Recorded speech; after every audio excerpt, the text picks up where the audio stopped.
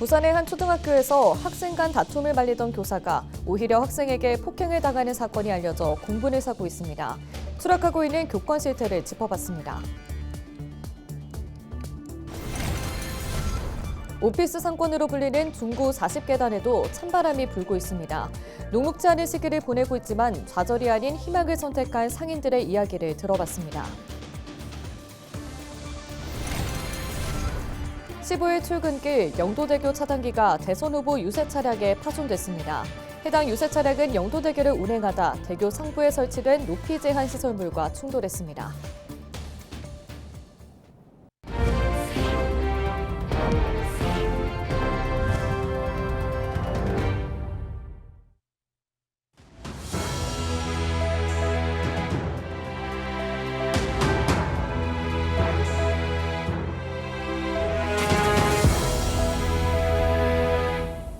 시청자 여러분 안녕하십니까? 헬로티비 뉴스입니다.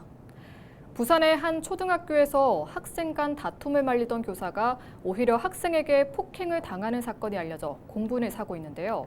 더 충격적인 건 교사가 교권보호위원회 개최를 요청하자 학부모가 해당 교사를 아동학대로 신고했다는 점입니다. 부산 교권 추락 실태 심각한 수준으로 나타났습니다. 차선영 기자가 보도합니다.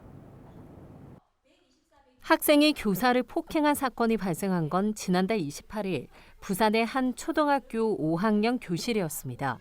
점심시간에 친구와 몸싸움을 벌인 A군. 화해를 중재하기 위해 교실로 들어온 B 교사를 폭행한 겁니다.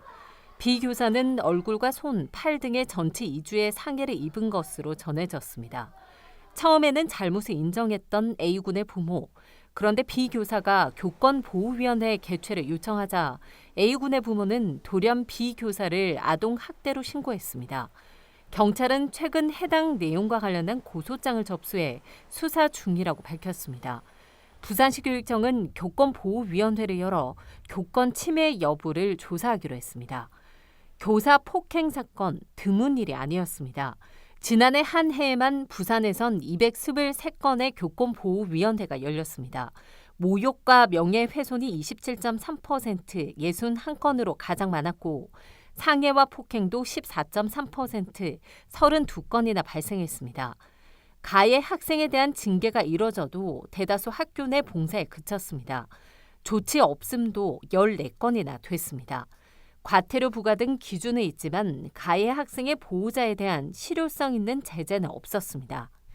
피해 교사에 대한 보호 조치는 미흡합니다. 피해 교사 223명 중 실질적인 보호 조치가 이뤄진 경우는 50건, 22%에 불과했습니다. 악성 민원 대응도 마찬가지입니다. 교원 힐링센터와 통합 민원팀이 운영되고 있지만 지난해 실제 대응한 악성 민원은 단 20건에 불과했습니다. 의심만으로도 아동학대의 경우에는 신고할 수 있도록 해두었기 때문에 학부모님들께서 목성으로 아동학대 신고하는 것을 막을 수가 없어요. 실질적으로 그 소송의 과정은 선생님께서 오롯이 감당해야 되는 부분이 되다 보니까 필요한 부분은 이제 법적인 조치, 법적인 제도적인 부분에 좀 더 강화된 부분이 필요하다라는 생각이 듭니다. 스승의 그림자도 안 밟는다는 건 아주 먼 옛말이 되어버린 요즘. 두려움 없이 아이들과 마주할 수 있는 환경만 만들어져도 감지 덕지라는 게 교사들의 이야기입니다. 헬로티비 뉴스 차선영입니다. 오랜 경기 침체에 휘청이고 있는 부산 지역 자영업자의 현실을 들여다보고 있습니다. 영화 인정사정 볼 것 없다의 촬영지죠. 회사들이 집약돼 있어 오피스 상권으로 불리는 중구 40계단도 녹록지 않은 시기를 보내고 있습니다. 그래도 이곳 상인들은 좌절이 아닌 내일의 희망을 선택하고 있습니다. 권정수 기자의 보도입니다.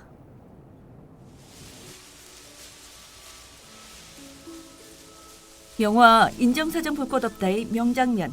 그 촬영지가 바로 부산 중구의 40계단입니다. 주변으로 무역과 해운, 관광, 인쇄 등 다양한 회사가 밀집해 있습니다. 그래서 이곳의 또 다른 이름은 직장인의 성지. 주 상권도 이들을 겨냥한 식당가입니다. 한마디로 외지인과 현지인들이 이게 점심시간만 되면 여기는 거의 뭐 일정 말로는 도떼기 시장이라고 생각하면 되죠. 그 정도로 어깨가 부딪힐 정도로 사람들이 많았다는 겁니다. 예. 하지만 오랜 불황에 이곳 역시 빛을 잃어갔습니다. 경기가 어렵자 사무실이 줄었고 직장이 사라지자 사람도 유동인구도 감소했습니다. 탄핵 정국 이후 회식도 자취를 감췄습니다. 주 고객인 직장인들마저 지갑을 닫으면서 저녁 호황은 옛말, 주말은 적막하기만 합니다. 인건비며 식자재 등 모든 건 올랐는데 휴일마저 걱정해야 하는 상인들의 한숨은 이렇게 시작됐습니다. 주말 자체는 여기 있는 회사들이 다 문을 닫잖아요. 그리고 외지에서 오시는 분도 여기는 하나 흐르는 도로다 보니까 전부 다 저 부평동 깡통시장이나 감천 문화마을이나 이쪽으로 흘러가지 여기에 거의 스쳐 지나간다고만 생각하다 보니까 토요일, 일요일은 거의 다 막 영업을 하는 업소가 없다고 해도 과언은 아닙니다. 작은 행사도 열어봤지만 그때뿐. 영화 촬영지 효과도 한때로 26년 전 개봉 영화를 기억해 찾아오는 관광객은 미미합니다. 그래도 상인들은 포기하지 않았습니다. 48명이 모여 상인회를 만들고 부산시의 골목 상권 지원 사업에 도전해 부활의 신호탄을 쏘았습니다. 우리 상인들이 이렇게 모여서 이제 밤문화도 좀 형성하고 어떻게 하면은 또 새로운 외국 분들이든지 새로운 젊은 분들 이제 유입할 수 있는지 고민하고 이렇게 추진하려고 하고 있습니다. 부산에 지정된 골목 상권은 모두 14곳, 20개 골목에서 사업이 추진돼 왔습니다.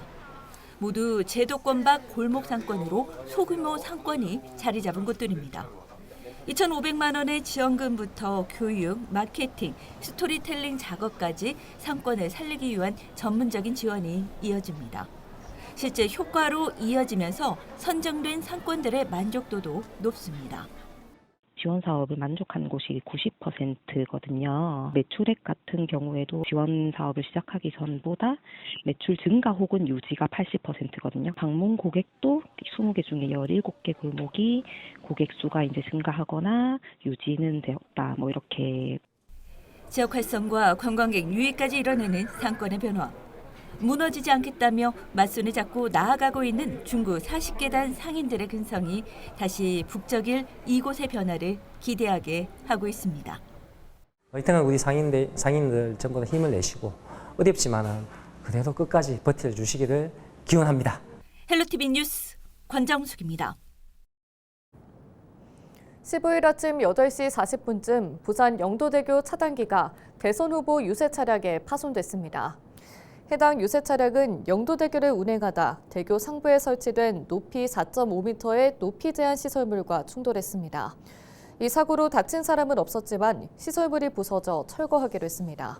경찰은 운전자를 상대로 정확한 사고 경위를 조사하고 있습니다. 14일 오후 5시 33분쯤 부산 강서구 송정동의 한 공장에서 화재가 발생했습니다. 15분 만에 진화됐습니다. 이 불로 19살 남성 작업자가 허벅지와 복부에 2도 화상을 입는 등 중상을 입었고 46살 남성 한 명도 팔과 어깨 등에 2도 화상을 입어 병원으로 옮겨졌습니다. 소방은 공장 내 기계에서 불이 시작된 것으로 추정하고 정확한 화재 원인을 조사하고 있습니다. 부산시 외국인 유학생들의 비자 발급 지원 문제 해결을 위한 논의의 장이 마련됩니다. 부산시의회 서지현 의원이 오는 5월 19일 오후 2시 시의회 중회의실에서 유학생 비자 구충 간담회를 연다고 밝혔습니다. 이번 간담회는 외국인 유학생의 비자 발급 지원 문제를 비롯해 취업과 정착을 돕기 위한 구체적인 방안을 모색하기 위해 마련됐습니다. 이 자리에는 부산출입국과 외국인청, 부산시, 지역 대학 관계자와 유학생들이 참석해 기관별 고충을 공유하고 협의체 구성 방안도 논의할 예정입니다. 부산시가 이기대 예술공원 조성에 앞서 휠체어나 유모차도 편하게 이동할 수 있는 무장의 숲속 산책길을 15일부터 시민들에게 개방했습니다. 무장의 숲속 산책길은 총 연장 480m의 완만한 경사로 설계됐으며 세 곳의 쉼터와 함께 해송숲과 다양한 생태 환경을 체험할 수 있는 친환경 공간으로 조성됐습니다. 시는 이기대를 숲과 예술이 어우러진 복합 문화 공간으로 발전시켜 나갈 계획입니다. 부산시 교육청이 15일 오전 시민감사관 위촉식을 열고 역량 강화 워크숍을 진행했습니다. 올해는 신규 12명을 포함해 총 30명의 감사관이 위촉됐으며 이들은 학교 급식과 방과 후 학교 등 부패 취약 분야에 대한 감시와 제도 개선 활동에 참여하게 됩니다. 김석준 교육감은 시민 감사관의 의견을 적극 반영해 청렴하고 신뢰받는 부산 교육을 실현하겠다고 밝혔습니다. 5월 15일은 제44회 스승의 날입니다. 스승의 날을 맞아 선생님 한 분을 소개합니다. 시각장애를 듣고 교단에 선 선생님인데요. 손성혜 기자가 만났습니다. 아이들 한 명 한 명의 이름을 부르고 영석, 준범, 목소리로 출석을 확인합니다.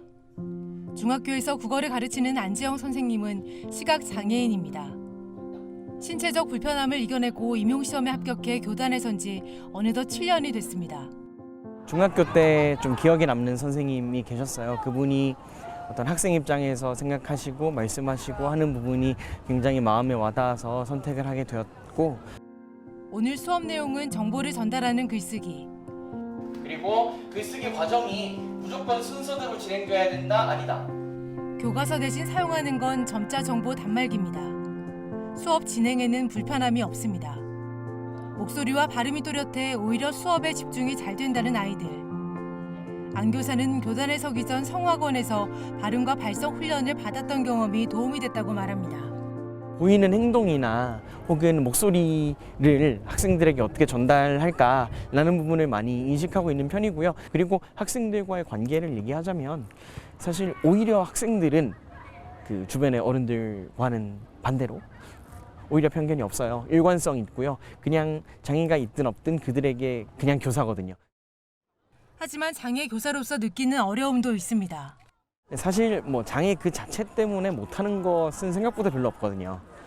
그냥 환경이 받쳐주지 않아서 못하는 것들이 많은 거지. 그래서 장애가 있는데 이걸 어떻게 하지? 라고 생각하는 어떤 주변 사람들의 시선이 좀 가장 어려울 때가 많고, 그런 걱정 때문에 뭐 학교에서 담임이나 주요 업무나 이런 것들에 맞지 못하는 경우도 좀 많고, 그리고 제도적으로는 지원 인력의 불안정성, 어떤 고용 환경이 일정하지 않아서 어떤 경우에는 인력이 공백이 생겨가지고 뭐 그만뒀는데 바로 충원을 못해서 수업을 혼자 들어가야 되는 상황들, 생활 지도를 혼자 해야 되는 상황들, 그런 부분이 좀 어려움이 있거든요.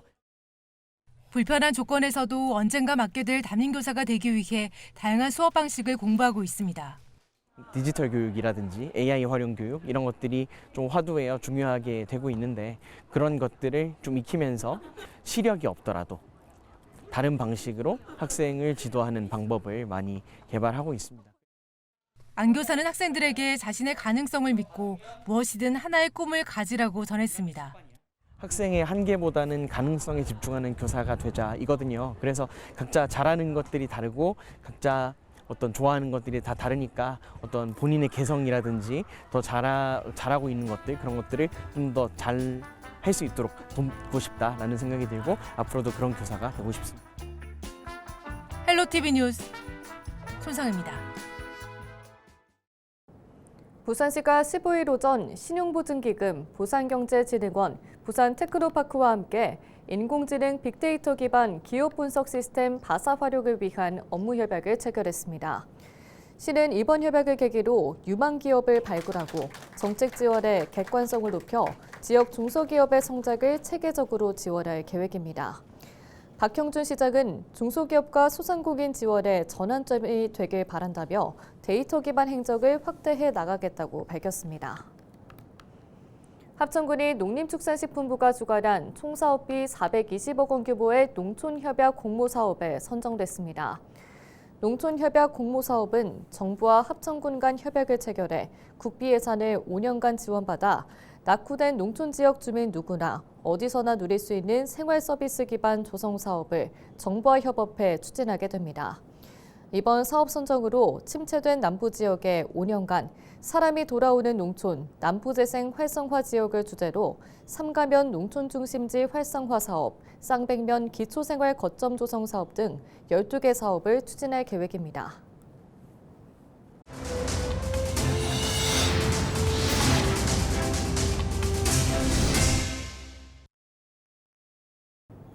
이상으로 뉴스를 마칩니다. 시청해주신 여러분 고맙습니다.